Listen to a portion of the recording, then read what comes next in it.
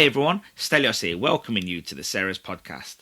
I'm just dropping in to introduce Kelly Barnes' inaugural episode with Lauren Kellaway. Lauren won the prestigious Young Fish Fry in 2019, so you lot are in for a treat, as this episode offers a perspective of the industry that I probably haven't really heard before. Having heard several discussions from our new podcasting team, it's refreshing to hear insights that aren't just from me. I'm really pleased with the episodes. I understand that there's a lot more content going out there, but we're not going to say sorry because they're great. I would say they're better than me, but that's a low bar, so it isn't too hard. We've also launched the Ceres Podcast Facebook discussion group. That's a mouthful. Join us to be part of the growing community. Go there to be part of the discussion. Today's episode is sponsored by Ceres Curry Sauce, crafted with real herbs and spices sourced from around the world. No flavours or essences in this curry sauce, it's the real deal. This curry sauce is designed for today's sophisticated customers, delivering the perfect harmony of sweetness and spice. We are committed to exceptional quality at Ceres, using only the finest ingredients. Our curry sauce is naturally gluten-free, free from artificial colours, preservatives and other nasty additives, ensuring you enjoy the true essence of our product. A little goes a long way with our concentrated curry sauce. Just 5 kilos produces a whopping 41 kilograms of sauce, equating to 410 tasty 100-gram servings. But don't take our word for it. Here's what Helen P has to say on a verified review on our website ceres.shop. This curry is absolutely fantastic, the best tasting product on the market, plus the yield is so much greater, massive profit and increase in sales compared to our previous curry sauce. Order your Ceres curry today at ceres.shop for next day free delivery across mainland UK, or purchase from your favourite wholesaler. Go on, give it a try. Stay updated with what we're doing at Ceres by following us on social media, or for direct updates, join our mailing list. The link is in the episode show notes. If you enjoyed this episode, share it with your friends in the industry and on social media. Industry peers will appreciate it too.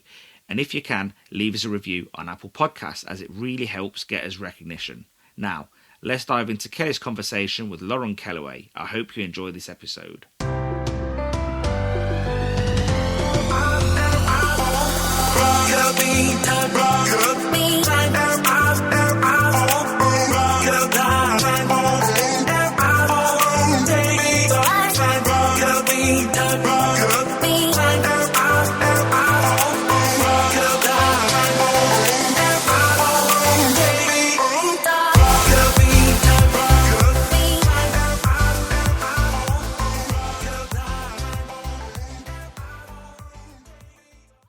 I would just like to welcome Lauren Kellaway to the podcast. Thank you very much, Lauren, for joining me today. Hello, thank you for having me. It's a pleasure. No problem. So you're my first guest on the podcast, which is very exciting for me. So hopefully it will all go according to plan and the questions should be exactly as they should be, and hopefully they won't be too scary. Fantastic. Sounds good. So I just really, the sort of the focus of my podcast is just to get to know you a little bit better. And Stelios has already told me that you have just as much love for his free sweets as I do, which is quite exciting. Yes, the team get really excited every time we get a delivery. So if you've got any complaints, you definitely need to direct them to him, not me, because I don't control that. No problem, we'll do. So Lauren, did you, I just want to know a little bit more about you really, and a little bit more about your shop. So just first of all, tell me where your shop is and how long you've been there, and a little bit more about yourself. Okie doke. It's a family run business. We're based in 3 Milestone in Truro in Cornwall. We've had it as a family since 1997, and I've been involved probably, excluding a gap, about 12 to 15 years now. I had a little bit of a gap and went off and did my own thing, and then came home and was like, I need a job. And then 10 years later, I'm still there. And now I'm a director as well as the manager. So now it's more sort of our business as a family, me, myself and my mum. That doesn't make sense. I know what you mean. Me, mum and dad. And yeah, it has its perks as a family business, but as yourself, with you and Tim as well, you know, it is difficult sometimes bringing work home as well. But yeah, I've been there since, well, the last 10 years, and kind of brought the business up into the 21st century, really.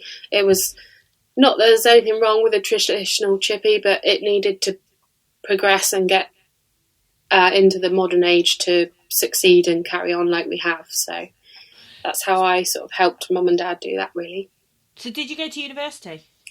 No, I didn't know what I wanted to do, and I still don't really know what I want to do. I went off and did a ski season instead. It was only 5 months, but 5 months of living in France, working in a bar, skiing, snowboarding, having a great time, living the best life, really. I would do it again tomorrow if I could. Just a chance to find out who I was without any sort of family members or anything, because I've always had a job through someone who knew me or something like that, which was amazing. You know, I'm not doubting that at all. But being able to go out and do things on my own and get people to know me for me without any family members was sort of the whole reason for the trip, really. Do you think there was a lot of expectation for you to go into the family business? Yeah. I think because I'd been there a little bit before I did my season, after college, and then I had another job, and then I came back to it, and it was, I think Dad especially thought, right, Lauren's here now, she's going to take it on, and then I went off and did a ski season, so that wasn't ideal for him, but came back and I've been there ever since, so yeah. That's pretty cool though, isn't it? It is hard, isn't it, going into a family business? I think that expectation when you're younger, it must be hard to kind of live up to, and I think, you know, when you want to go off and do your own thing, it's then you're then questioning, is there any disappointment from parents and things like that? Yeah, definitely. Didn't want to upset them or, you know, do something they didn't really want me to do. But at the same time, I've got to do what was right for me, and that was the best thing I could have done. So I'm really pleased I did it when I did. That's good. So how long have your parents been in business? How long did they have the shop? They've had it since 97. So we're looking at, what are we now? Nearly 28 years now. Wow, that's a long time. So, do you think you'll do anything to celebrate, like when you get to that sort of big 30 mark, or? Yeah, we did 25. We had a big 25-year anniversary, sort of made a big thing about it in the shop. And yeah, if we can, hopefully we can get to 30, and that would be really nice to celebrate that. Don't know whether Mum and Dad will be retired by then. Well, I hope they'll be retired by then for their sake. So yeah, that's the future for me, is working out how we go about them retiring in the best way for all of us. So, and your shop is based in 3 Milestones. Is that just outside Truro? Yes, just outside of Truro. So do you find it to be pretty seasonal, or? No, we're actually quite all year round, because we're right next to Trelisk Hospital, which is the main hospital in Cornwall. And we've got a lot of industrial estates around us, the college, schools. We're quite in a great catchment area, really. We've got locals that come in, week out, and then we do get a bit of an up. It goes up in sort of August, July, and December seems to be really busy for us as well. But apart from that, it's pretty much the same all year round, which is great. Well, that's nice. It's nice to have that all year round trade, isn't it? Because I think you get to know your locals and stuff as well, don't you? Yeah, we're really part of the community there, because it's quite a small village. And yeah, we're quite lucky. We've got a butcher's, a baker's, a spa shop, a co-op, a doctor's, dentist, and a pub. It's all sort of there. So if you didn't have to go out the village, you didn't really have to. You didn't need to, sort of thing. Especially for the elderly that are in the village, they don't have to travel that far to get everything they need. Oh, that's really good. So, for those of you listening, you may or may not know that Lauren won Young Fish Fryer, Dry White Young Fish Fryer in 2019. Was that the first time you'd entered, Lauren? Yes. Well, I think I entered the year before, but that was more, my mum sort of said, enter this, and I didn't really put much into it. So I didn't get past the paperwork stage. So I didn't really want to do it, as you can tell, otherwise I would have probably got a bit further. And then, so technically it was year 2 that I entered, and I won and got straight through. It was incredible, really. Didn't expect it at all. How did you find the process? It was great. I was really lucky. I was able to literally go to everything that was going on, which made the experience even better. And just learn so much, take so much away, be able to implement it in my own shop. Some things work, some things don't, because we're all different and everything is very different. But yeah, it was fantastic to meet so many great people and actually have a connection of friends that you could call upon if anything you weren't sure what was going on, and just to be able to meet so many people in the industry and get taken in the right direction, and which has really helped propel our business as well. Do you think that's helped you as a person within your business? Definitely. I feel more confident in what I know. Well, now I know what I'm doing, and I know the ins and outs of the business, and a lot more about the what's the word? The industry as a whole. I feel like I know quite a lot that's going on. I like to keep involved in what's going on as well. I haven't been able to go to much the last couple of years just because since COVID things have changed a little bit and we've had to be in the shop a little bit more ourselves. But we're starting to come back out of that now. So hopefully be able to go to a few more industry events this year. COVID's how did COVID affect you as a business? Did you, because it obviously affected everyone in a crazy way, but there was lots of positives as well. Well, how did it affect you guys in Truro? Everyone did that shutdown for 3 weeks sort of thing, and during that time we were just trying to get online ordering sorted. We didn't have that at the time, and it was something that we'd looked into but hadn't quite got there. So it was the perfect opportunity to bring that in. And I don't think it would have had the effect it has if we hadn't have had COVID, because people had to use it. That was the only way they could get fish and chips.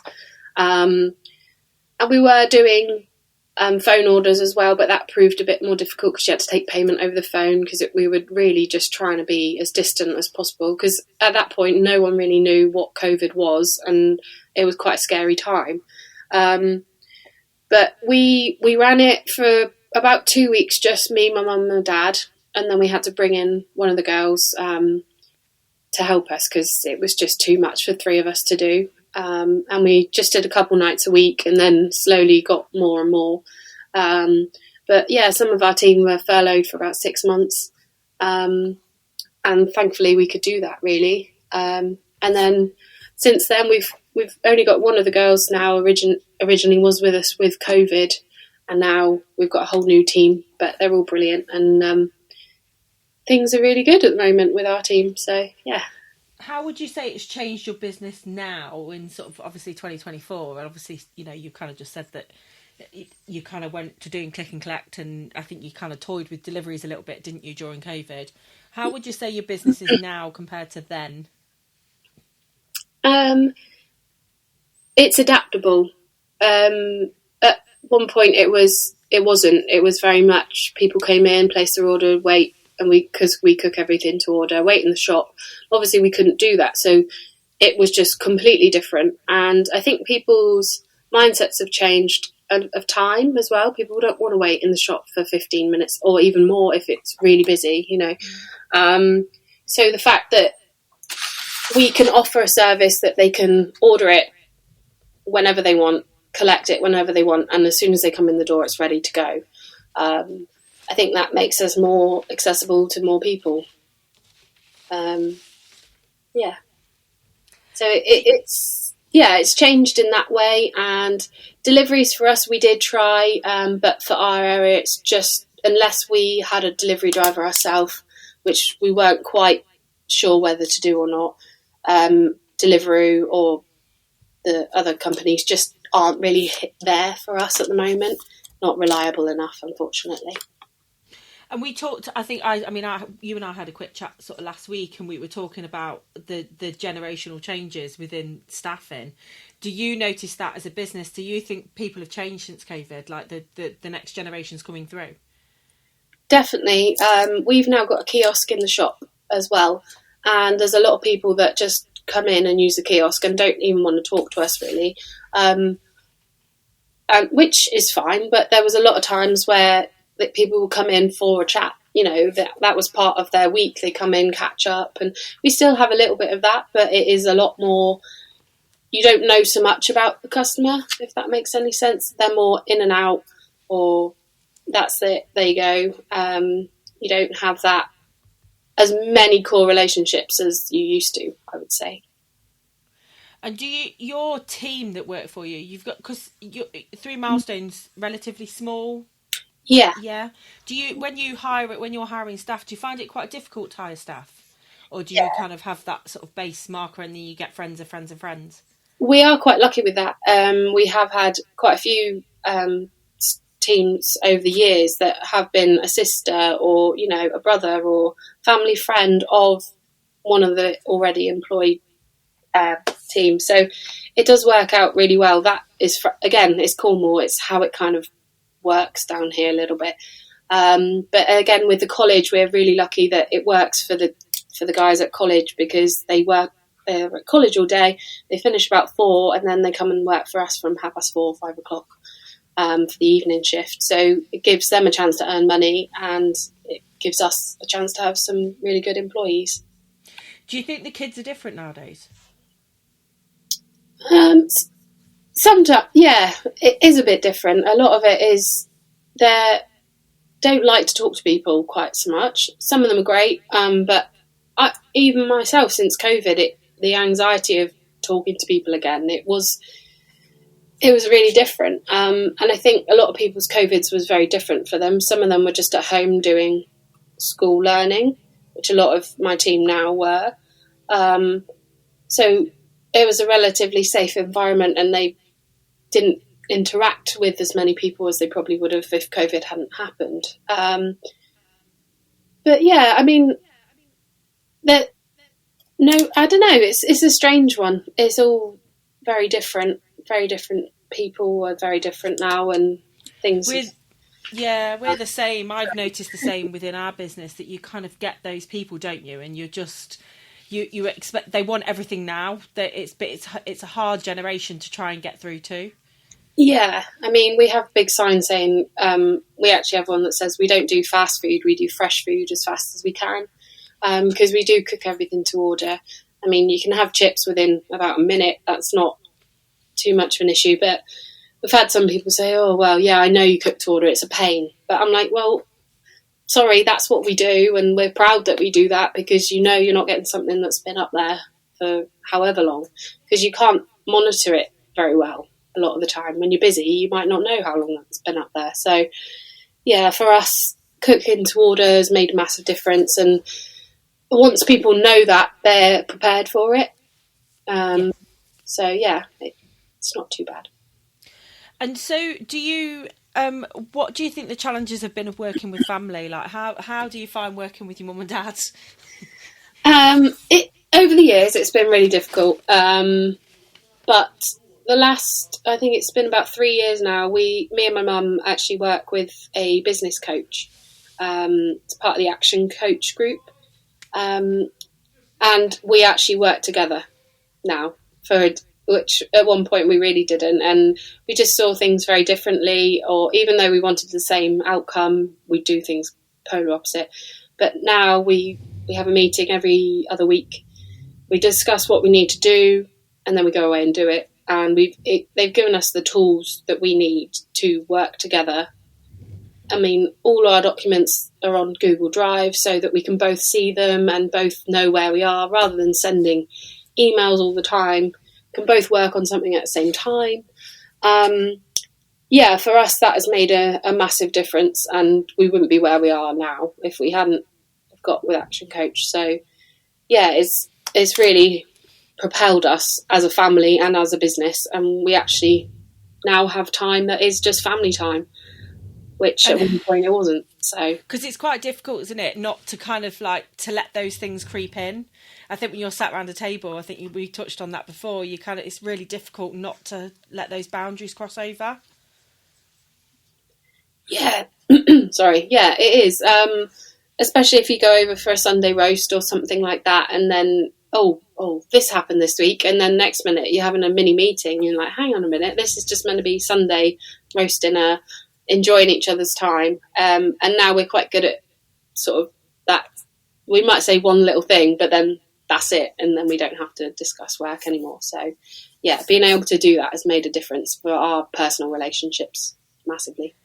So what kind of drew you to the action coach in the first place? Was it stuff that was going on, or was it like what led you down that path? I think I can't remember the name of it now, but it was something else that was going on locally that we went to that then they suggested. Actually, it might have even been with a bank. We went to this meeting and they were like, oh, why don't you try this or this and this? I went for a taster meeting and I was like, oh, I don't know about this. It's, putting yourself out there with other business owners, but actually it's fantastic. We all work together in a way as well. And, if someone says, oh, I need someone who does garage doors, I'm like, oh, well, I've got this company that I can recommend. And if anyone wants some good gin, we've got another company that we can recommend. And, and it's actually helping Cornwall help itself, which is really good and what we need sometimes. You need to help each other out. So, yeah. That's really good, isn't it? And like you say, and I think because when you work, when you're working with your parents and you're using sort of an outside source really to cut, I think sometimes outside sources can really just help you to focus on personal and work. Yeah. Do you find that through COVID that kind of, do you find that work and personal life balance was quite difficult for you? We didn't really have a personal life during COVID because we were such a small niche, like me, mum and dad, that we didn't socialise outside of that, because if one of us got COVID, then we couldn't open the business. So for us, it was really much just keep to ourselves, don't see anyone. And that was difficult. But at the end of the day, we had to do what we did. And we made it through. But yeah, it wasn't a fun time really for us. Whereas I know a lot of people were able to socialise as a group of 6 or this, that and the other, but we didn't do any of that. So. Do you feel it? Do you feel that sort of, obviously, because you're a really young woman, and do you think that had a massive impact on you personally with your sort of like your mental health and anxiety and that you'd sort of touched on earlier? Definitely. Like I said, for the first 3 weeks, I didn't actually see anyone. I didn't even see my mum and dad. And that was quite weird. Obviously, you go to the local shop to get what you need, but you couldn't talk to them like you would before. So it was in, out. And my confidence definitely disappeared. Not wanting to I got quite insular and quite happy with being on my own and not having the social anxiety that I always had. I got too happy really in not being out there and not seeing people. And then when we first reopened, it was just terrifying. I didn't want to speak to anyone. I didn't want to go near the door. And then as times changed, they said you could come in with a mask on, and we tried to do that. And then the first shift, someone said something horrendous to me, and I was like, right, that's it. No one's coming in anymore. You're staying outside.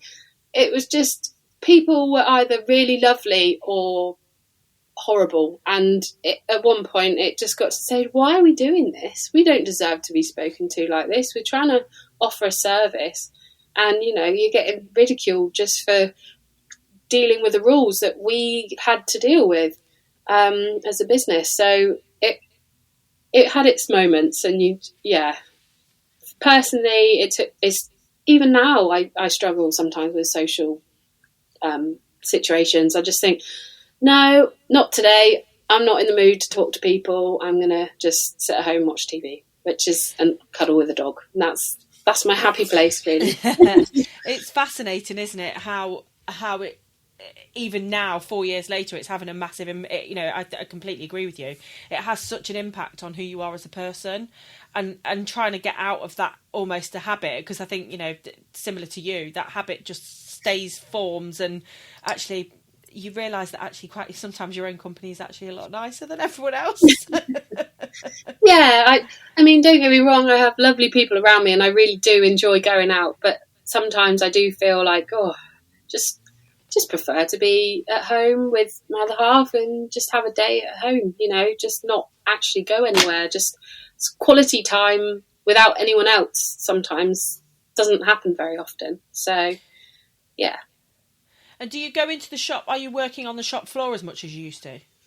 Not so much now. The last sort of 6 months since I've moved in with my partner up here now. So I'm about a 45-minute drive on a good day.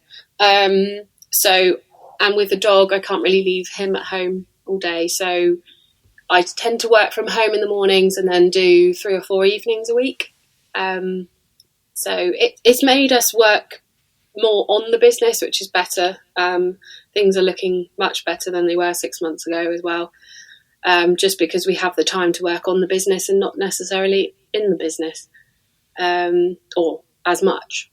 So yeah, that has increased, productivity, everything. We're kind of on it a bit more, know what's going on within the business rather than just, oh yeah, that's fine. Really looking at prices, keeping on top of margins, and just being able to focus on the business more.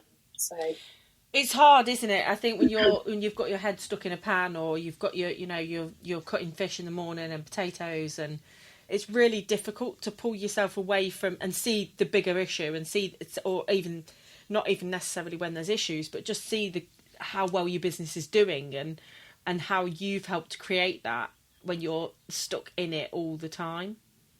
Yeah, exactly. It's hard to see the bigger picture when you are in the pan, or like you said, doing the spuds or the chips or the fish. You don't see it until sometimes you do need a spreadsheet to see what's going on, because you might look at the till figure at the end of the day, but if you don't actually know what's going on behind that, then there's nothing meaning to that really. So yeah, for us it has really made a massive difference of spending the time on the business now. And how do you feel your team have adapted to that? Do you think they've adapted well to that? Yeah, they've all come on really well. We've brought two of them. One of them has got uni, but we've brought 2 of them in to fry a lot more. And today they're actually running the shop without our supervisor, just the 2 of them, all day. So this is a first for us, but it needs to happen. We believe in them. We know they can do it. It's just got to happen. They were a bit like, what do you mean no one's in with us tomorrow? I said, no, you're doing it yourself. You can do it. You just got to be prepared, ready for the day.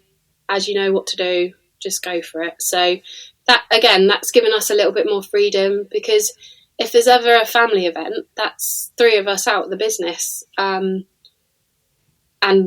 we've got family weddings and things like that. So we have got to be able to do that. Because again, work-life balance, COVID, we realised that we were missing out on those things. We don't want to miss out on those things. So how do we go about it? So train the team up to be able to do more, and then we can do more. So it gives them that confidence as well, doesn't it? I think when your team are like looking at you, and they're kind of, sometimes if you're there holding their hand all the time, yeah, it becomes difficult, doesn't it? Because actually it's actually you that becomes the issue, not them. Exactly. And they think you're watching them and things like that. And as long as you feel that you're confident in what they're doing, which we are, then I don't see any problem with them doing it. So yeah, exciting to see how today goes. Sure, it'll be fine. But yeah, they were like, what do you mean you're not in? Amanda's not in? Oh my gosh. So, but yeah, they're going to run it today and they'll be great. So. Oh, that's amazing. So do you think eventually, your parents will look to retire? Is it something that you'd like to see for them? Oh, definitely. I think they're both ready to. Dad would have retired 10 years ago, if not more, if he could have. And and I don't blame him, but it's got to keep him out of trouble. So he's in there cutting the fish every morning, or 3 or 4 mornings a week now.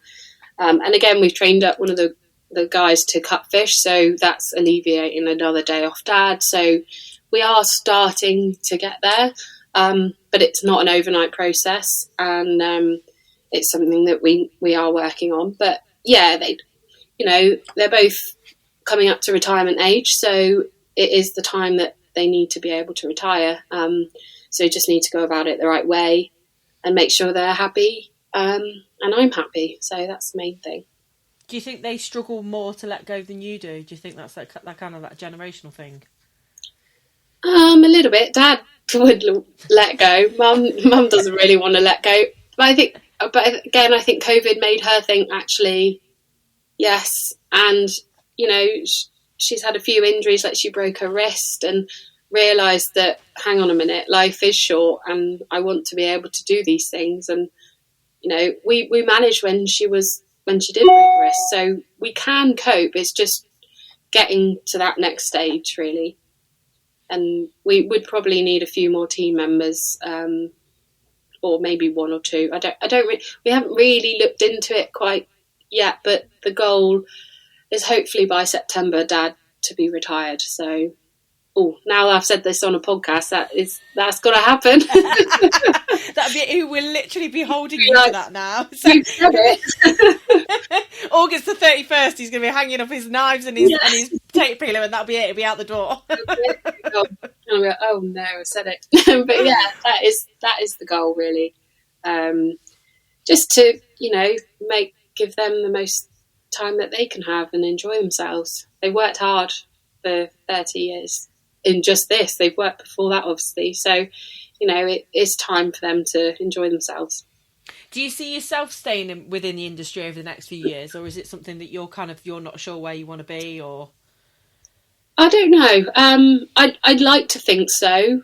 I just need to get the business to a stage where I don't have to be in it every day, because as much as I am now, just because I'm getting to that age where if I do want to start a family or something like that, how I can't be in the shop when I'm pregnant, or that sort of thing. So it does it makes me think about what I want to do. But then, do I want to work for someone else? I don't know. I've got the freedom of working for myself, or that's a nice way of putting it, I suppose, the freedom of working for myself, because I do, and I can decide. I do the rotas, so I know when I want to work and things like that. But it's that next sort of stage. I'm 30 now, so not that time's ticking, but it's that age that I've got to think about things a bit more, I think. So it's hard as a woman, isn't it? Because without kind of harping on that there's massive differences between men and women, but men don't have to think about that. No, exactly. So yeah, it's a weird one. I'm like, my other half's going to be like, why are we talking about that? Because we haven't even really talked about it. But it's just one of those things that that could happen, and I've got to think about how I go about it. So yeah, because I think you're right. It's you just, like you say, you might not have any grand plans to start a family next year, or in the next few months or whatever. But actually, you kind of, as a woman, you sit in your, especially when it's your own business. I think that you carry a lot of guilt and a lot of thought process behind, the plans that you want to make for yourself in life, and planning a family. You have to factor that in when you're your own boss. I think that's quite difficult as a woman to have to do that. Exactly. I'm not ready right now. I'm enjoying myself travelling and things like that, and I know that freedom would disappear. But it is in the back of my mind in the next 3-4 years that it could be a possibility, and you can't just sell a business overnight. So or get a manager that I can run it for me fully, and I just do the paperwork side of things. It's understanding how we go about it, and I just don't know. That's the unknown, I think, is the scary part. But it's exciting. yeah, I don't know what I'd do if I wasn't in the industry, because like I said, I've never known what I want to actually do. Never been one of those children that I want to be this when I grow up. It just never wasn't me. I was like, I don't know, whatever. I've fallen into a great industry, and it would be a shame if I left it. So I would like to stay, I think, just working out how we go about that, really. Do you think you've grown mentally and sort of within your business? Do you think you've, since when you won Young Fish Fryer of the Year, do you think that you've grown sort of through just your business personality? Do you think that's grown as well, sort of how you look at your own business, sort of away from parents' eyes and things like that? Oh, definitely. I've changed massively since then. I've grown up an awful lot in 5 years, and I'm more a part of the business than I ever have been. And I think we've sort of, me and my mum do a lot of paperwork ourselves, but we're getting to the stage where I'm doing a bit more. She's hopefully going to be taking a step back, and just I'm more confident to do that. Whereas at one point I'd be like, oh, what do you mean I'm doing that? No, I don't do cash flow. Whereas now I do cash flow and it's fine and things like that. So it's just developing my own skills to feel confident enough to do it. So yeah, over the years I have massively improved and developed myself to be able to do those jobs. So. And do you see yourself entering any awards? Maybe not personally, but do you think Fish and Chip Shop of the Year or any of those sorts of awards are appealing to you, or are you kind of like, are you done with that sort of that bit of the industry? No, definitely not done with it. We thought about it the year just gone, but we were just a bit too much going on. I was moving house. We had a few changes in the shop, and everything was just a bit too manic to be able to do it and give it our all. So when the time's right, yeah, definitely we'll be a part of the awards. I think it's great that the Entreplef have taken it on, and I can't wait to be a part of it, really. So. And do you think your team, when you were doing Young Fish Fryer, do you think your team were really supportive within that? Do you think they kind of looked and saw the bigger picture of what it meant? Yes and no. We've got a completely different team at a bar one of the girls now since then. So things have completely changed. They've all gone off to do different things. I think they thought it was a bit of a jolly, and at times it was, I'm not going to lie. But yeah, I think they understood what it meant once I won. They realised, like, oh, this is quite a big deal for the industry. And it was fantastic. I wouldn't have changed anything about it. It was really great, and definitely gave me confidence in what I was doing, that I knew what I was doing as well, sort of thing. Would you encourage other young people to enter? Oh, definitely. I would do it again if I could, but I'm old now. They didn't do an old Fish Fryer of the Year, so I'm out of that one. But yeah, definitely, it changed my whole perception on the industry. I made friends for life. I've just developed my skills, learnt so much, and I know it, like meeting yourself and having that those friends to call on within the industry, because it's not a competition really. You know, we're all in it to provide and sell great fish and chips. And if someone comes into me and said, oh, I had really rubbish fish and chips over there the other day, I said, oh, that's a real shame. I don't say, oh, good, you know, haha, come and see us. I'm like, oh, that's a shame, you know, because I don't like it when people have a bad experience with fish and chips, because it does put it into the back of your mind that, oh, well, I won't have that because that wasn't very good last time I had it, you know. So I'm all for cheering on other businesses, other fish and chip shops, even ones in the, you know, close proximity to us. I'd really like to, you know, see that people are doing well. It does upset me a bit when, oh, they had that. And I said, oh, I do say, oh, that's a real shame. Oh, unfortunate. Usually it's really good. Or, you know, try and spin it back so that they might try it again. But yeah, it's the whole competition just was fantastic, being able to do so much. So that's it, isn't it? And like you say, I think that's one of the great things about our industry, and I think it'd be great that if the next generation kind of understood that we've all been really supportive of each other. And like you said, I think there's been a number of times we've had conversations about things and, how do I do this? And shall we do it this way? Shall we do it that way? And what are you doing? And how are you doing that? And where do you get your packaging from? I think that's one of the great things about it. And I actually had a really interesting conversation today with a lady from Stoke Sauces. And she said she's never seen an industry like it because it doesn't happen in the pub chain. Yeah. And I think that's one of the greatest things about our industry is that there's always somebody to call upon. Oh, definitely. We're so lucky in that. Everyone I've come across is very friendly and willing to help. Here's my number, contact me if you need anything or something like that. And that just makes such a difference because it can be before we were in the industry, it can be quite a lonely industry really, because it's, it's not like you've got friends that have a chip shop down the road, because we never really went to anyone else's chip shop because why are we going to pay for it when we can have it for free? But now we would go and try it because, it's good to see what people are doing, see how they do things.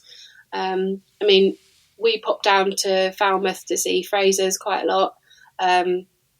Peter Fraser, he's lovely. He would help with anything. And the whole team there are so kind and generous with their time and, all their information. And we've got the likes of Greg and Lou's as well in Redruth. They're only 10-15 minutes away, but we like to keep up with them as well. So, it's just such a great industry to be in. And, that, and we've, if you've run out of something, you can ring them up. Oh, can I borrow this off you and I'll get it delivered to you next time? And we're like that with Port and Starboard and Sea Smiths. We have got that collaboration really, that we can just call upon each other. It's really great. And because obviously at the moment prices are absolutely all over the place as well. Like, how do you find you've managed to keep your GP in good order, like your gross profit? How do you cope with that? For us, it's been difficult. We've got a profit margin sheet that allows us to put in the cost price, the selling price, and it works it all out for us, so a formula. So we just keep on top of that, really. Obviously, the increase in wages is going to hit everyone quite hard. So we have just increased our fish and chips. It's now £12, which for me is scary. I didn't really want to go to that barrier, but we've had to.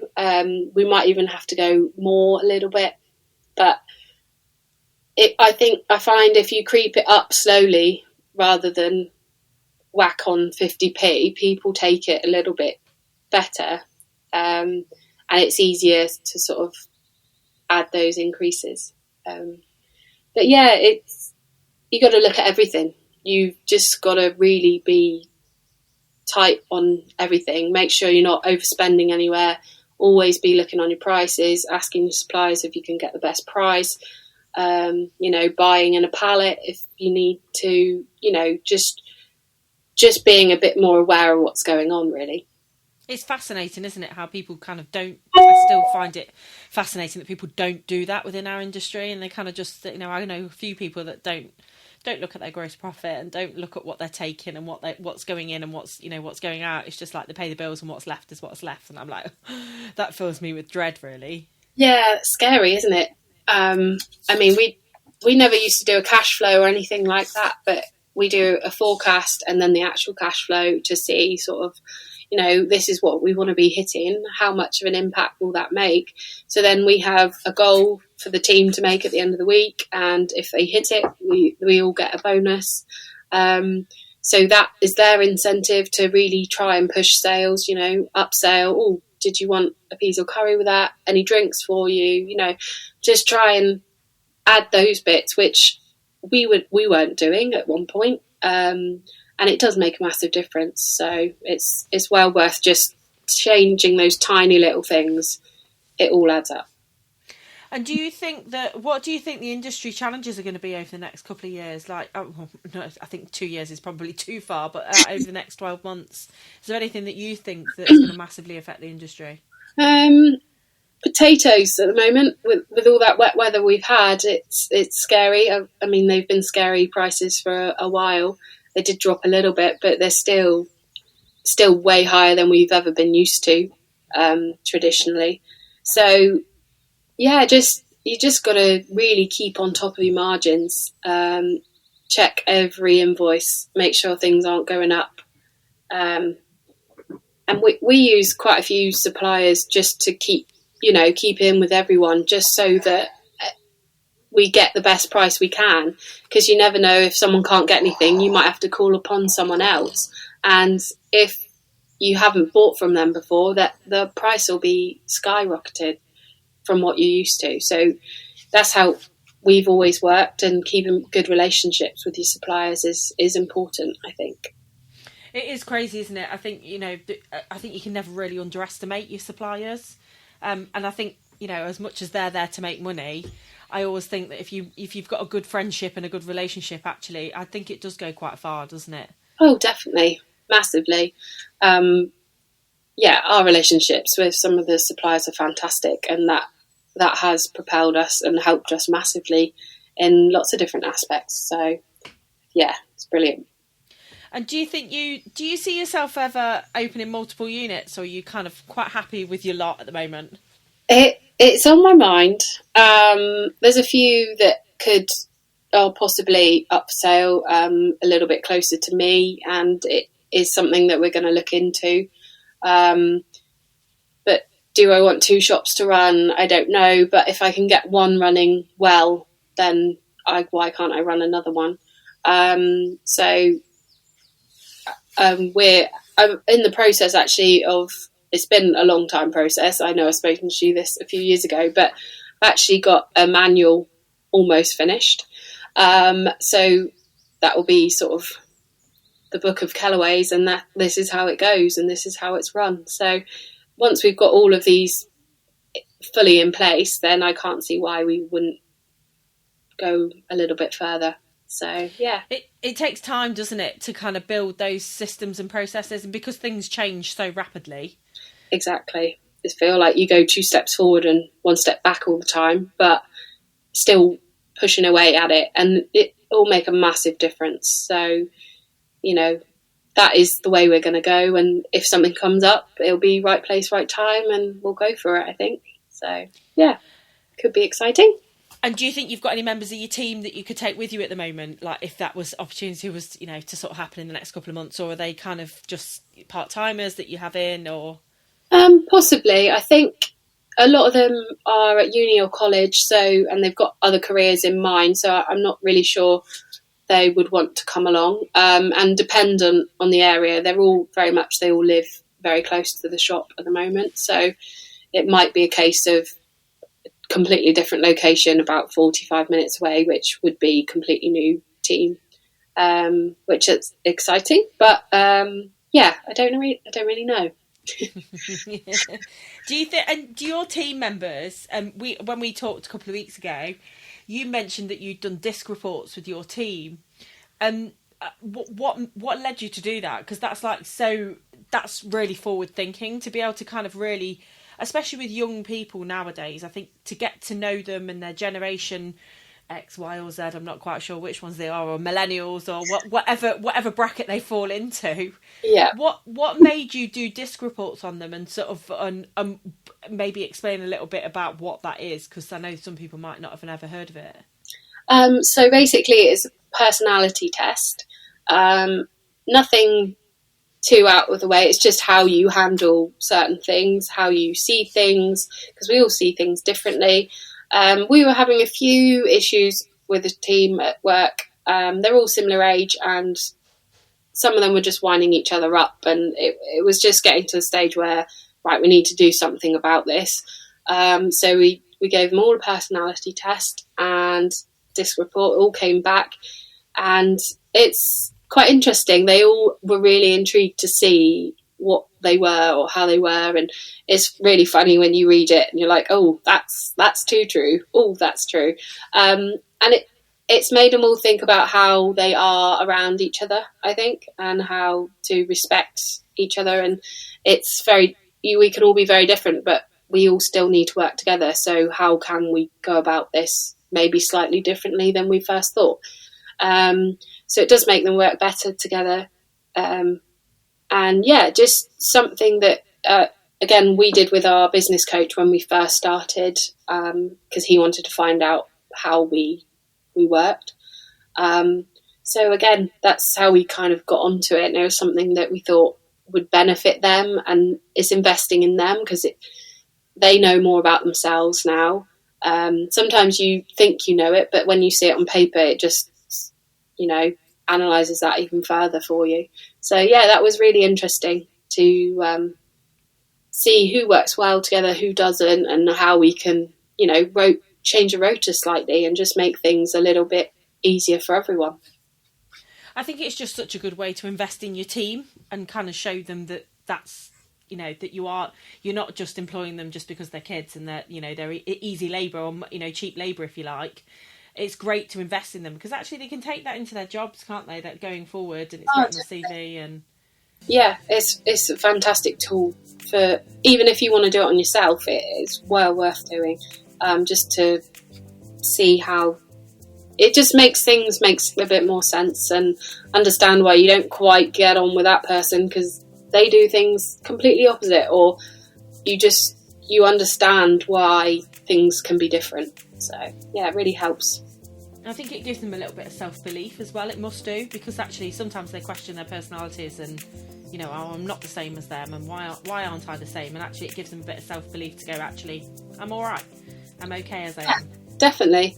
They're all really great, and they've all now come on and worked together a lot better. So it has made a difference.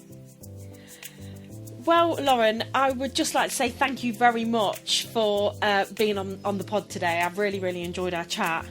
And hopefully we can catch up again in the future and see how things are getting on, and see whether you've decided to open another unit without Mum and Dad, and and whether he actually has retired in September. Definitely. No, fantastic. Thank you so much for having me on, Kelly. Really no worries. Thanks very much. Thank you. Bye.